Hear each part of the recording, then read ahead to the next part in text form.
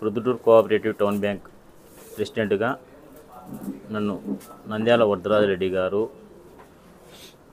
యువనాయకుడు నంద్యాల కొండారెడ్డి గారు బలపరిచి ఈరోజు ప్రెసిడెంట్గా ఎన్నుకోవడం జరిగినది ఏకగ్రీవంగా.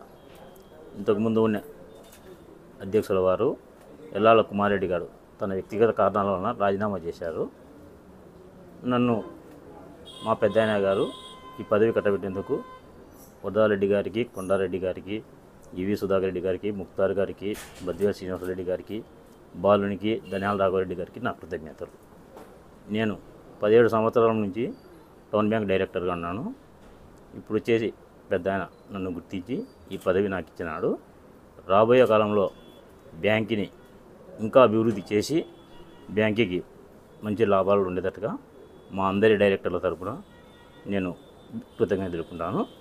నాకు సపోర్ట్ చేసిన డైరెక్టర్లందరికీ నా ధన్యవాదాలు. నమస్తే. బొగ్గుల వెంకట సుబ్బారెడ్డి.